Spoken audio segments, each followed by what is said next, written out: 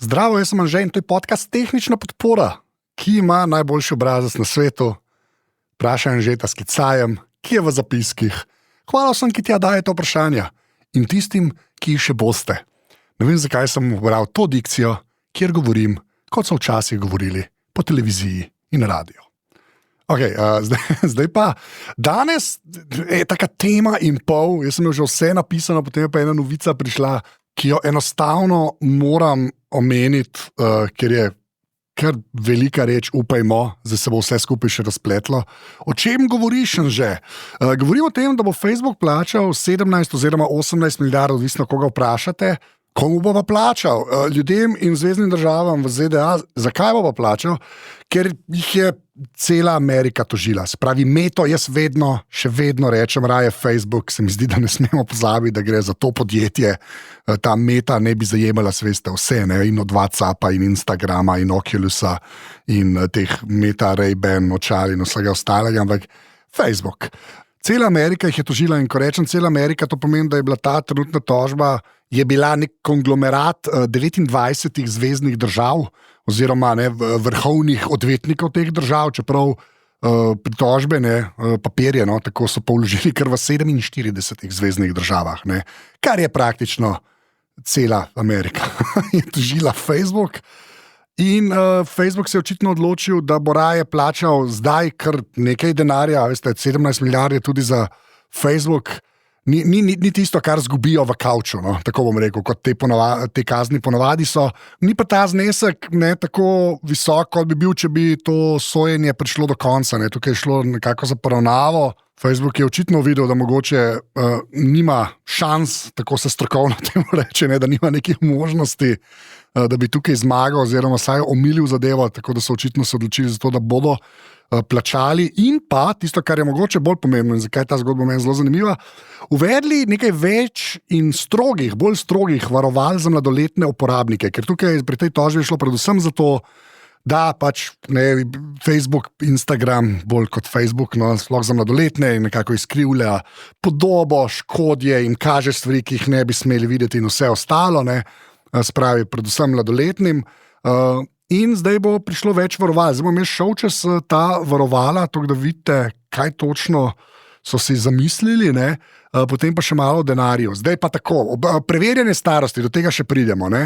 Potem mogoče bo ukiniti, sprav to, veste, for you, v narekovajih, časovnico, to je ta časovnica na Instagramu, ki kaže vsebine na podlagi algoritma od Facebooka, od Mete. Spravi, to bo mogoče za mladoletne izklopiti, kar pomeni, da bodo gledali res samo tisto, čemur sledijo. Bom tako zelo na hitro rekel. Potem je še ena meni noro zanimiva sploh, recimo za Ameriko, da ne bo opozoril na telefonu, spravi, kot jim mi mladi, ljudje pravimo, notificationov, ne bo med 10. uro zvečer in pa 7. uro zjutraj, in pa omejitev uporabe aplikacij Mete na 2 uri na dan, pri čemer je izjema pogovarjanje, spravi, kot že spet mi, mladi ljudje rečemo, messagiranje, in pa daljše vsebine. Jaz ne vem, kaj te daljše vsebine pomenijo, ampak ok. In pa mogoče bo opozorila ukiniti tudi v času, šolskem času. Se pravi, da dejansko, ko si v šoli, ne boš dobival, da ti je nekdo nekaj poslal, oziroma karkoli se bo tam dogajalo. Kako točno bodo to uvedli, bo zelo zanimivo. Kako hitro bodo ta mali najdli obvode, zato bo tudi zelo zanimivo. Se mi zdi pa, še eno reč bom, pa ukinili bodo te filtre, ki simulirajo kozmetične popravke, na obrazu ali pa na telesu.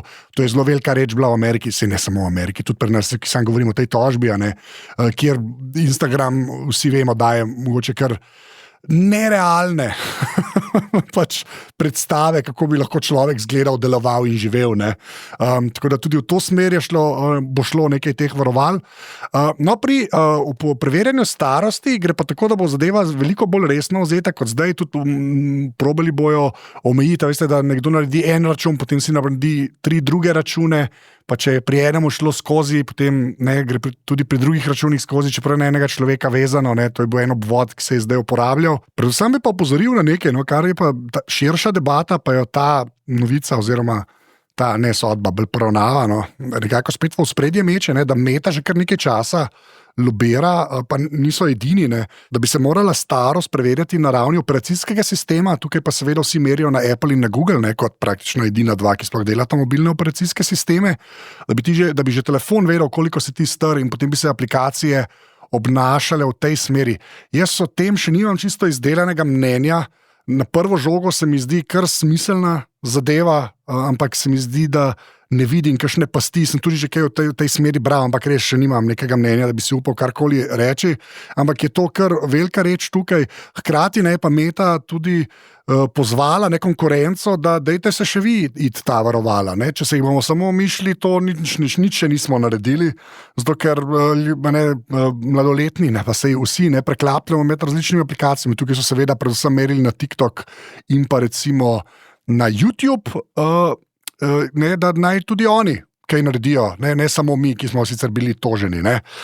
No, potem pa še beseda ali dve o teh kaznih, o teh 17 milijardah. Načeloma jih bojo plačevali v 10 letih, ne bo to zdaj en znesek, ki se bo potem delil naprej.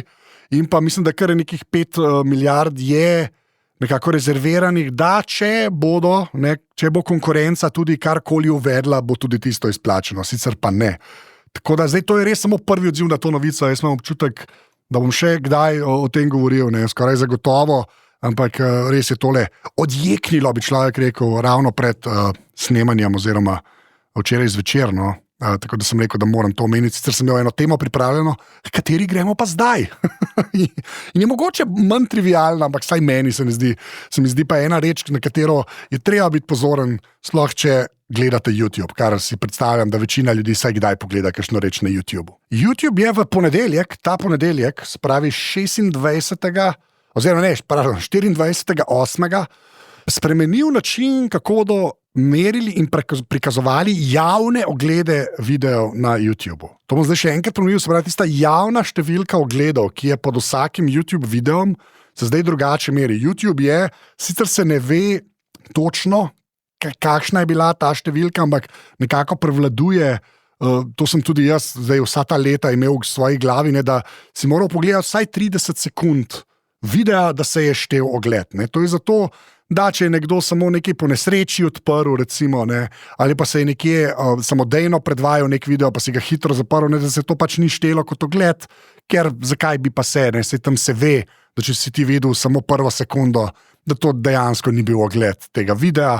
No, zdaj so pa to spremenili in se bo kot ogled, in zdaj tukaj dajem pa res največje narekovaje okoli te besede, ne, kot ogled štela prva sličica videa. Spravi, ko se bo video pognal, se bo to štelo kot ogled.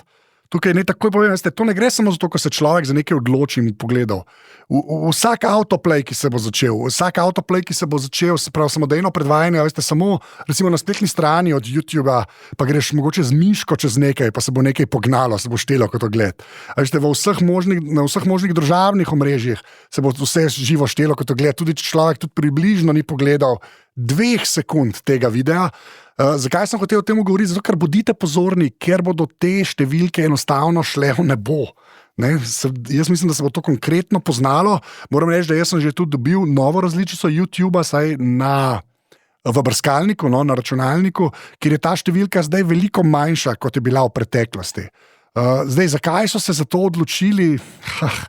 Ne, oni pravijo, ja, da bo enako kot ne, na Instagramu, TikToku in na X-u, ne, kjer se oglede, še enkrat v narekovaji, že zdaj tako šteje.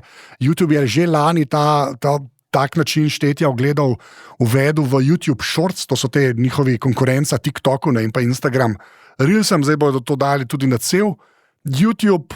Moram reči, da meni se to kar zdi škoda. YouTube sicer še vedno raste, veste, ampak sem slišal pač eno reč v podcastu od The Verge, sem ga poslušal, ne, in ta Nilay Patel rekel, ja, ampak še vedno bodo šle številke gor, seveda ne, se bodo vsi boljše počutili, ne. Ampak je pa tukaj ena velika zvezdica, ki jo je pa potrebno omeniti, ne, je pa to, da tisti, ki služijo od YouTubea, bodo pa še vedno zavezani na tisti prejšnji sistem. Ne. Ta prejšnji sistem se bo še vedno belezil, reklo se mu bo engaged views, se pravi ogledi, ne, s prisotnostjo, ne vem kako drugače to prevesti, ne.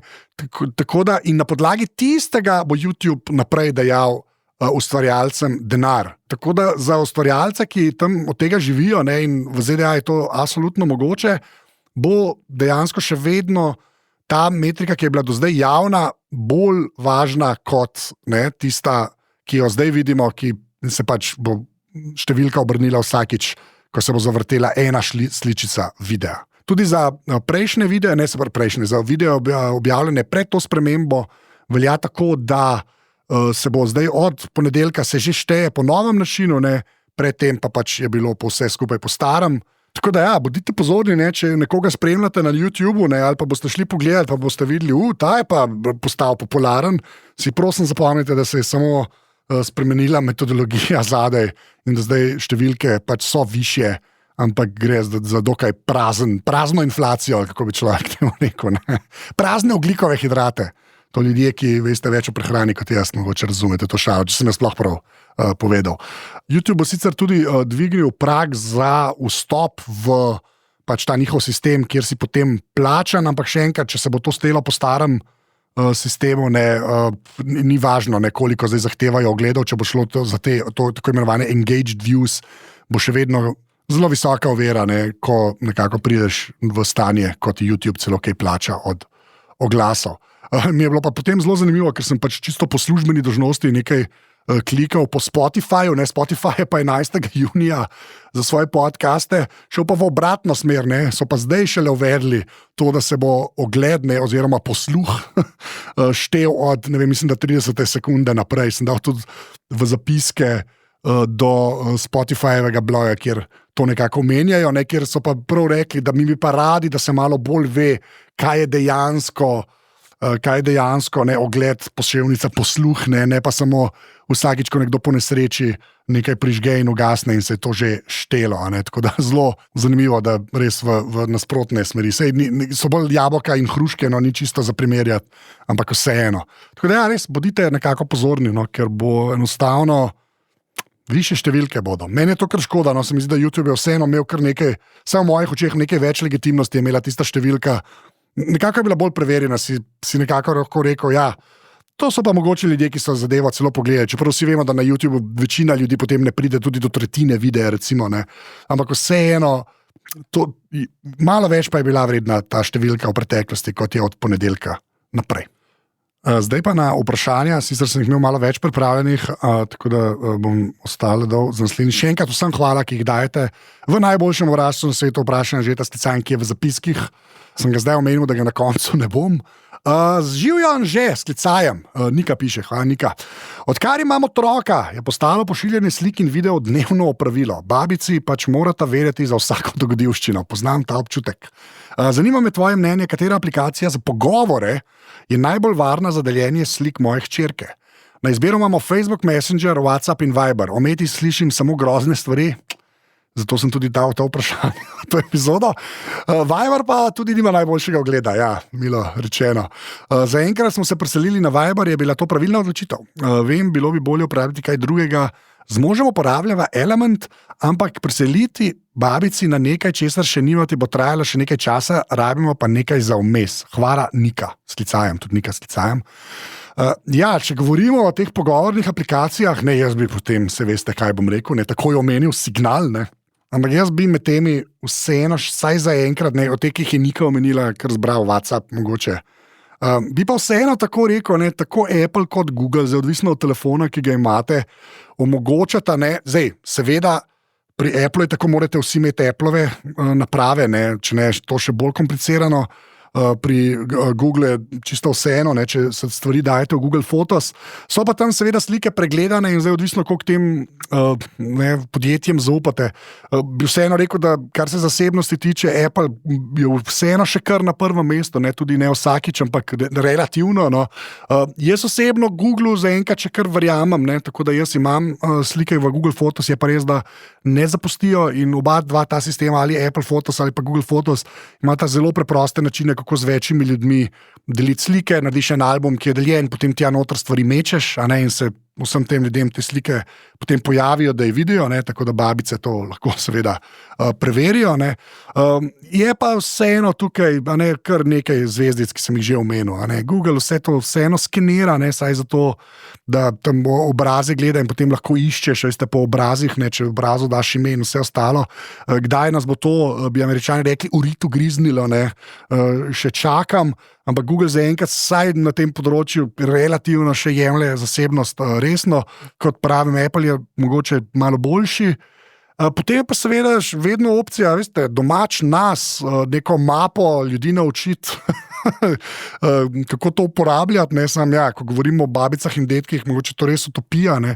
To samo zato omenim, ker verjamem, da že nekdo tipka ne v obrazec, kaj pa, če sam postaviš, ne, in si deliš, seveda, vse to se da, mislim, da gre tukaj kot vedno, ne, nekako za neko ravnotežje, no, med nevarnostjo in pa preprostostjo, ampak jaz, če bi gledal v smer teh aplikacij za pogovore, zdaj te, ki je Nika omenila, je to absolutno WhatsApp, saj zaenkrat ga Meta res še ni čisto uničila.